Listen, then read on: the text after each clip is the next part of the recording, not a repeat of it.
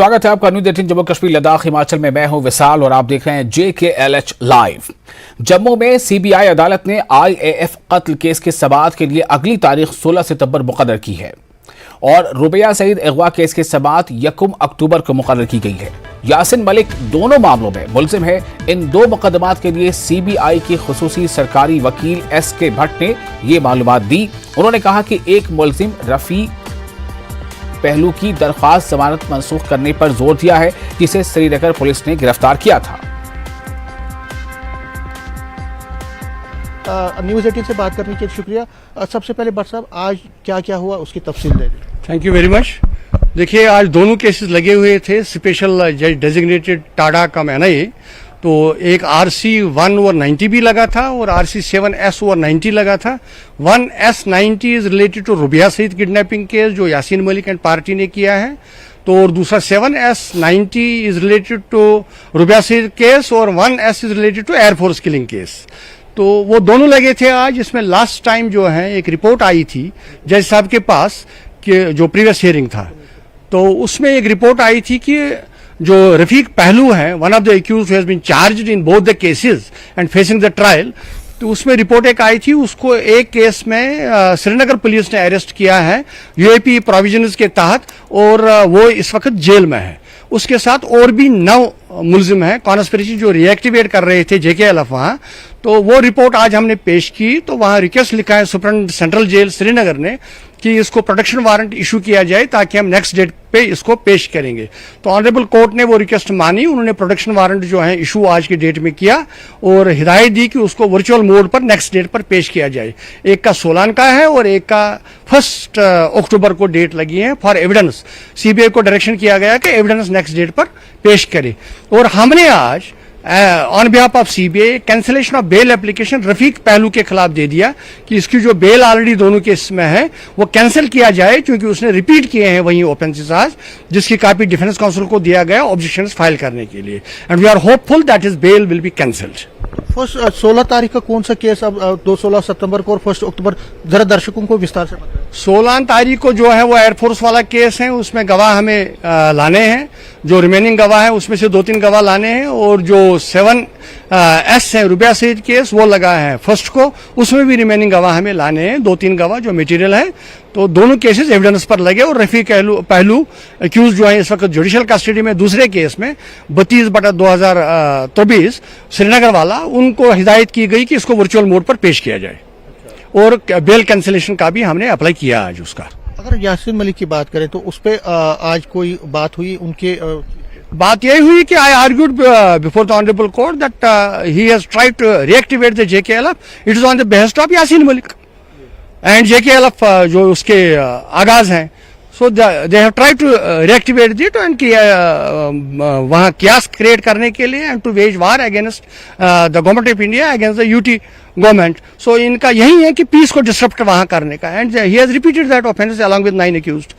So that is why we moved a bail application for cancellation of bail application today, that his previous bail should be cancelled.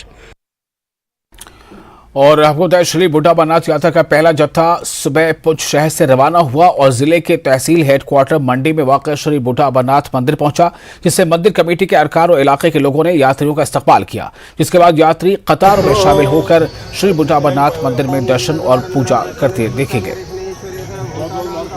Bharat माता की जय, बोला बाबा की जय, बोला बाबा। लद्दाख के करगिल के द्रास में धमाके के नतीजे में 3 अफराद की जानें चली गई हैं। इसके अलावा 9 अफराद जख्मी हुए हैं। हादसा स्क्रैप साइट के करीब पेश आया है। जख्मियों को SDH द्रास में दाखिल कराया गया है। जख्मियों का इलाज जारी है।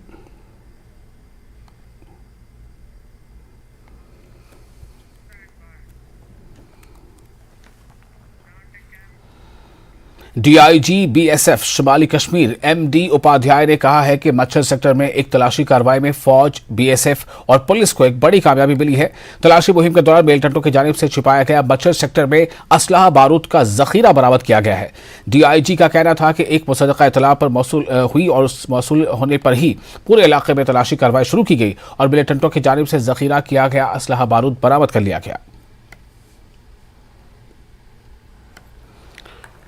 कुपवाड़ा जिले के लाइन ऑफ कंट्रोल के नजदीक आबाद इलाके मुच्छिल सेक्टर में आज फौज, पुलिस और बीएसएफ को उस वक्त एक बड़ी कामयाबी मिली जब तलाशी कार्रवाई के दौरान असला बारूद का एक बड़ा जखीरा जो है वो फौज के हाथों लग गया, जिसके नतीजे में आज पूरे इलाके में तलाशी कार्रवाई जारी है और अभी भी लाइन ऑफ कंट्रोल के नजदीक इस मुच्छिल सेक्टर में पूरे सेक्टर में इस वक्त तलाशी कार्रवाई जारी है। अगस्त से लगातार 18 अगस्त तक आज तक तलाशी कार्रवाई बड़े पैमाने पर जारी थी और इस तलाशी कार्रवाई में आज फौज, बीएसएफ और पुलिस को एक बड़ी कामयाबी उस वक्त मिली जब वहां पर मिलिटेंटों की जानिब से वहां पर डंप किया गया असला बारूद का एक बड़ा जखीरा जो है वो बरामद हुआ और उसमें भारी तादाद में जो है असला बारूद आज बरामद किया गया। यानी पिछले कई दिनों से लगातार लाइन ऑफ कंट्रोल पर सर्च ऑपरेशन जारी था। शुबा था कि मिलिटेंटों ने इस बार असला बारूद की भारी खेप जो है वो कहीं डंप की है। तो इस सिलसिले में हमारे साथ बात करने के लिए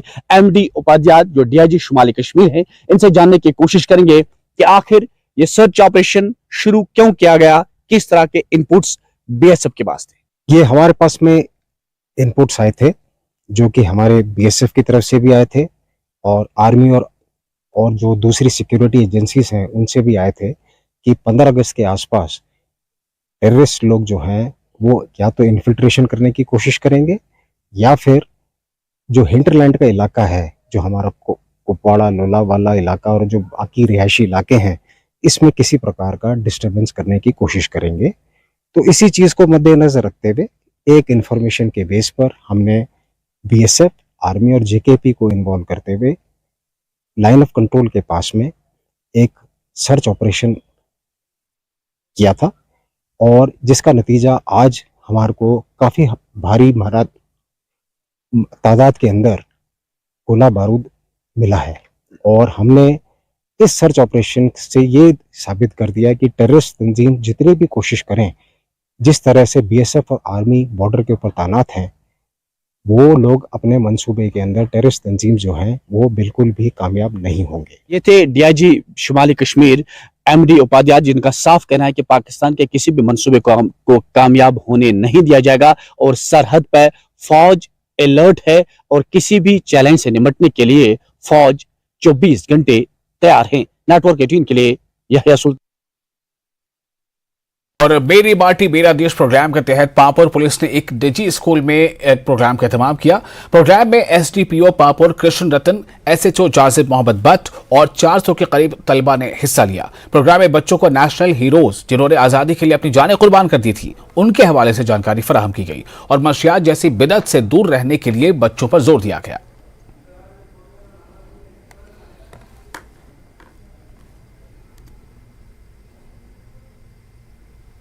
माटी मेरा देश के बैनर अंडर बैनर एक प्रोग्राम था हमारा, our national heroes and their role in their contributions in nation building. उसी के मौजू पर बहुत सारे बच्चों ने पार्टिसिपेट किया।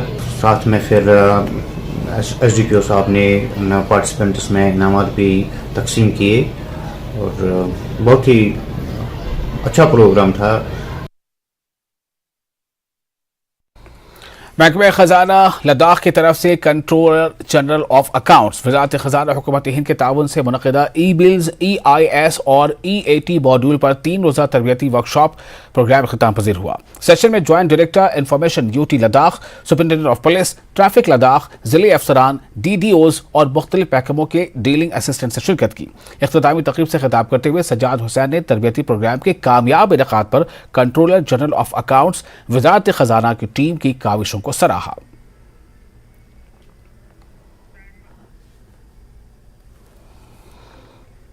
शुमाली कश्मीर के पटन के government higher secondary school Gund Khwaja Qasim का तालिबा मुख्तलिफ सकाफती और मुतबदली प्रोग्रामों में अपनी सलाहियतों का लोहा बनवा रही हैं। ये तालिबा मुख्तलिफ स्टेज पर अपनी भरपूर सलाहियतों से तवज्जो का मरकज बन रही है। शुमाली कश्मीर के मुख्तलिफ प्रोग्रामों में इन बच्चों की सलाहियतों की दाद दी जाती है। इन बच्चों का कहना है कि स्कूल के असातिज़ा कराम इन्हें तालीम के साथ साथ कश्मीरी सकाफत और तहजीब व तमद्दुन को फरोग देने और इसे जिंदा रखने के लिए तरबियत दे रहे हैं। पाटन में भी अपनी सलाहियतों से इन्होंने तमाम सामईन को अपनी जानिब मतवज्जे कर लिया।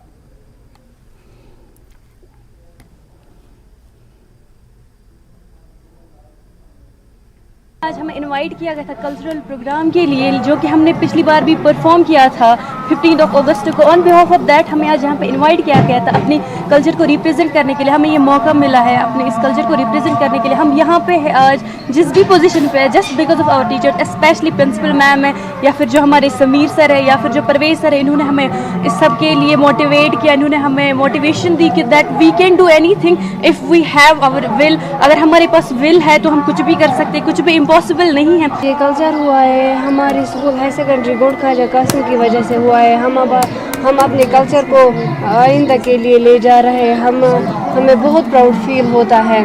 आज हम बहुत खुश हुए हैं। हमने भी मेहनत किया है, इन टीचरों ने भी हमें गाइडेंस किया है। और फिलहाल एक छोटा सा ब्रेक लेते हैं। ब्रेक के बाद खबरों का सिलसिला जारी रहेगा।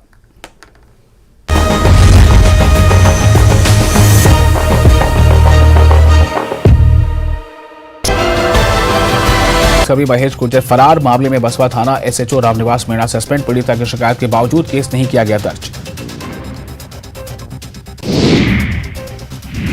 अजमेर सेंट्रल यूनिवर्सिटी में हंगामा, छात्रा की फोटो वायरल होने पर हुआ बवाल। सिक्योरिटी ऑफिसर पर फोटो वायरल करने का आरोप।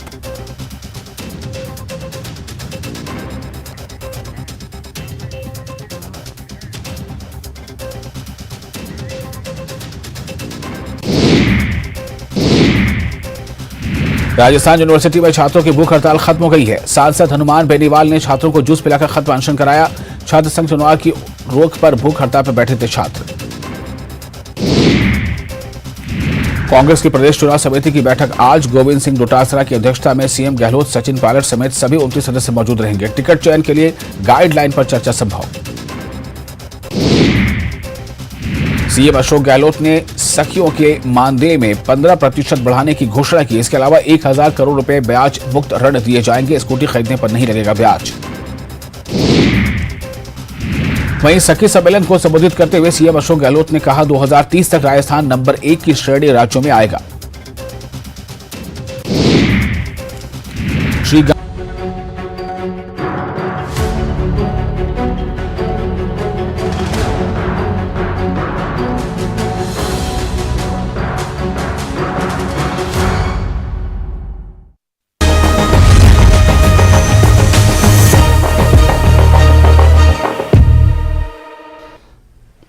ब्रेक के बाद एक बार फिर आपका स्वागत है न्यूज़ 18 JKLH पर। आप देख रहे हैं JKLH लाइव।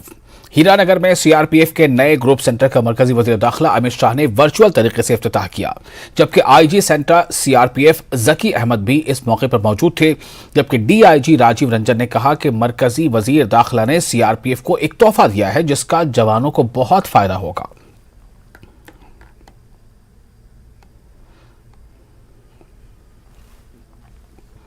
ब्लॉक का उद्घाटन माननीय गृह मंत्री जी ने किया है।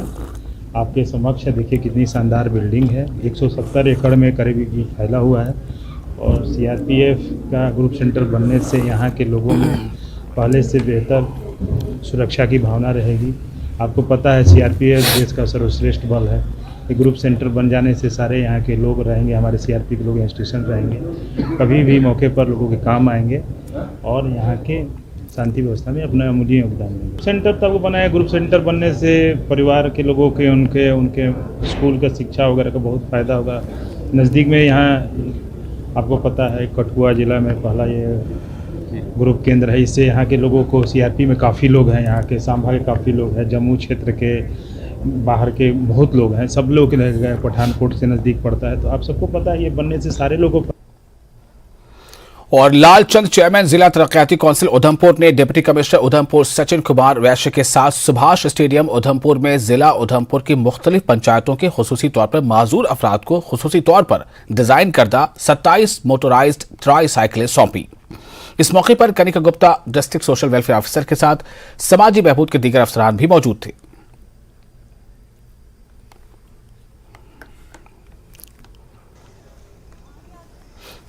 हमें सरकार ने स्कूटी लॉन्च की है ना, बहुत मैं शुक्रिया अदा करना चाहता हूँ नरेंद्र मोदी जी का। तो मगर सोशल वेलफेयर ने ये काम बहुत अच्छा काम किया हमारे लिए। परेशानी दिक्कत आने जाने की रहती थी। अब तो हमारा टाइम भी बचेगा। जो उधमपुर में हमने कार्यक्रम रखा है, इसमें टोटल इस साल हमारे पास 37 स्कूटीज़ के लिए जो है फॉर्म्स आए थे। उसमें से 10 स्कूटीज़ जो हैं 5 अगस्त को माननीय LG मनोज सिन्हा द्वारा डिस्ट्रीब्यूट की गई VC के थ्रू, और बाकी की जो रह गई थी आज हम इन बेनिफिशरीज़ को डिस्ट्रीब्यूट कर रहे हैं।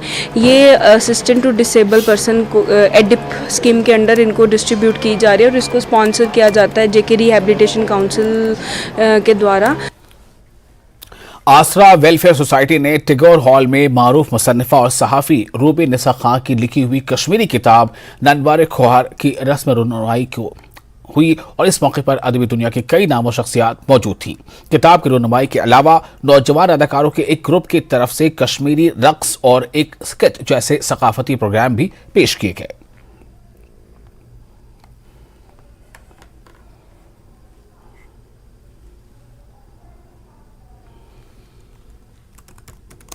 बुक रिलीज़ हो गई है। ये है अफसानवी कश्मीरी अफसानवी मजमुआ ननवर खोर। तो इसमें कई सारे अफसानात हैं, कई सारे रंग हैं। मुझे काफ़ी खुशी हो रही है कि ये अफसानवी मजमुआ जो है मैंने कश्मीरी ज़बान में लिखा। कश्मीर ज़बान सन पहचान सन तर्जमान, चूँकि आजकल चलन बनोमुत कि बाकी सारी जबान बोला मगर पन माजो तमें आय तमें तरीक वर्तावान ये पे जन वर्तावन गमिक असर सानी वनकस मौजूद नव जनरेशन पे पेमुत तम सही पे भूलित या वर्त हेकान यह जबान। तो यह सारे हुद फर्ज फर्दन कि करो अत जबान बरो लोल, यह करो ज्यादा खुद ज्यादा इस्तेमाल ताकि यह जबान रोज हमेशा खतर जिंदा। वादी कश्मीर को कुदरती खूबसूरती के साथ साथ मुख्तलिफ जायकेदार मेवाजात की पैदावार के लिए भी जाना जाता है, जिसमें कश्मीरी बादाम भी काबिल जिक्र है। पुलवामा में रवां साल बादाम की पैदावार काफी बेहतर हुई थी, लेकिन बदलते मौसमी हालात के सबब बादाम फसल को खदशा लाहक हो गया है। पेश है इस हवाले से यह खास रिपोर्ट।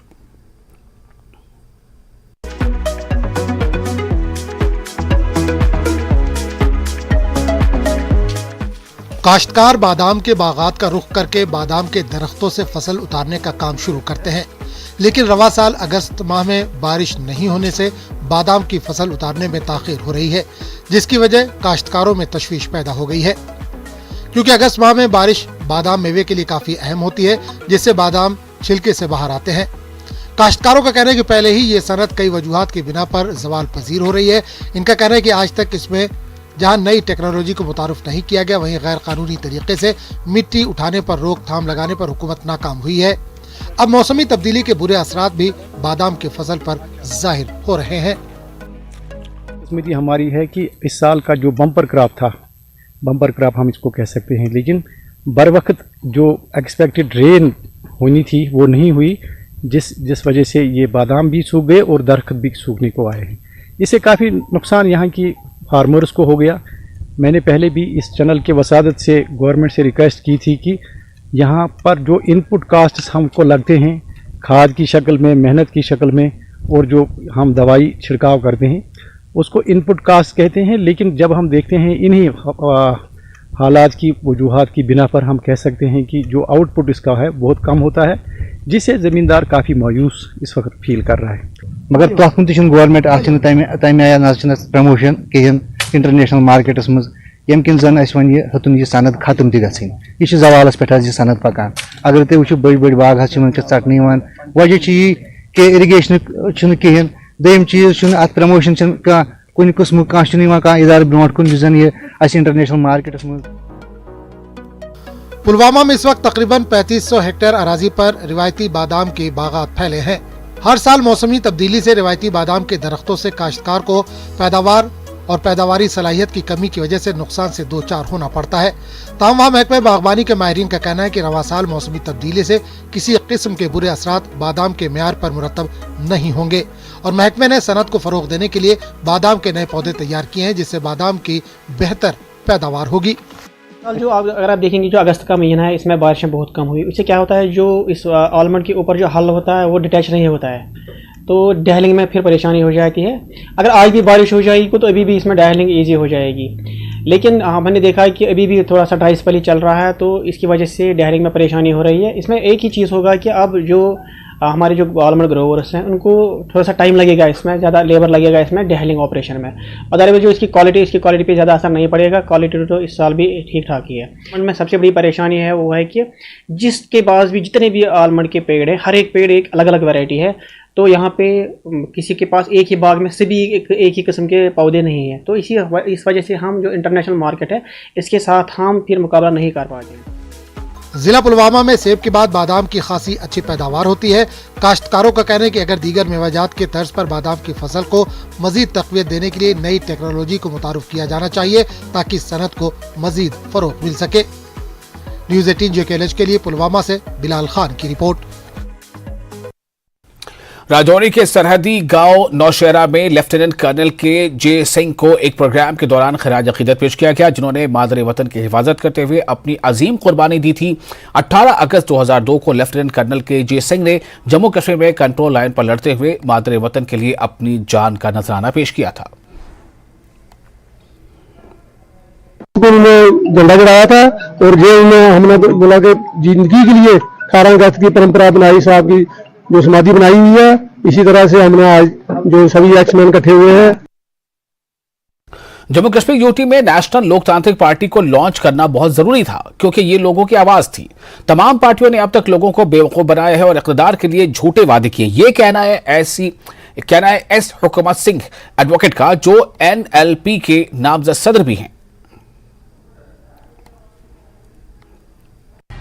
मैं आज 18 अगस्त को अपनी पार्टी लॉन्च जो मैंने आज की, तो आज मेरी पार्टी का बहुत से लोगों ने मुझे सपोर्ट किया और मैं मीडिया के ज़रिए एक मैसेज अपनी आवाम को, JNK की आवाम को देना चाहती हूँ कि जितना हो सके बढ़ चढ़ कर इस पार्टी में इसका दामन थामे और आपके जो पेंडिंग काम है, अब मैं वादा नहीं कोशिश, क्योंकि आप मुझे सपोर्ट करोगे, मेरे कामयाब करोगे तो मैं आप लोगों के काम करूंगी इंशाल्लाह। रुबीना जी ने मेरा बहुत हेल्प किया। मैं बीजेपी को छोड़कर आई हूँ, लोकतांत्रिक NLP पार्टी से ज्वाइन करने के लिए मैंने आज ज्वाइन किया है।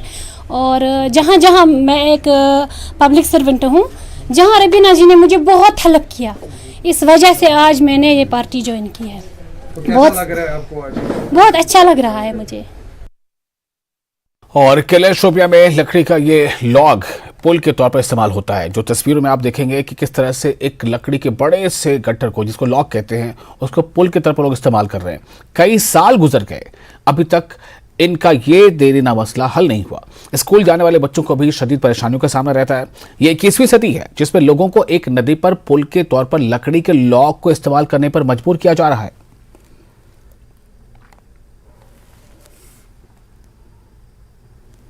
कि मसला इस तरह है कि यहाँ एक गांव नहीं है, ये 2 गांव आपस में जुड़े हैं, बल्कि 3-4 भी है। इसमें बहुत अहमियत की जरूरत है। यहाँ बागवानी वाले भी है, जमपत्री का जो खेती है, जमीन है, वो पार पहलेपुरा में है और पहलेपुरा वाले यहाँ आते हैं और बहुत काम इसमें है, मगर वजह यह है कि यहाँ पुल नहीं दे रहे हैं। अल्लाह उसका काम चल रहा है। तो अब ये मसला है, हमने DC साहब को भी इतला दिया था, बाला अफसरों को भी इतला दिया था कि जो ये पुल है, जो कि मेन में यहाँ आता है, यहाँ जामिया मस्जिद भी है और सामने है महमूद उसका घर, और आगे अगर हम चलेंगे तो यहाँ तो पहलीपुरा बहुत बड़ी बस्ती है। यहाँ की पार की लगभग बस्ती है, दुनाड़ा है, पहलीपुरा है, यहाँ से जमपत से इनका रास्ता ये आने जाने का। हम तो बहुत मजबूर है, इस पुल में ये पुल बनने चाहिए। लगभग पहलीपुरा का 50-60 घर है, यहाँ से जमपथी का, उधर दुनाड़ा से भी आते हैं। ये तो 2-3 गांवों का रास्ता है। जब इसमें इस नदी में पानी नाले बिड़ने हैं, इसमें तो जब पानी आते हैं, बहुत पानी आते हैं, जब ये 2 गांव आपस में कट होते हैं, दुकानदार। और इसके साथ ही JKLH लाइव में फिलहाल इतना ही, लेकिन न्यूज़ 18 JKLH पर लगातार बड़ी और अहम खबरों का सिलसिला जारी रहेगा।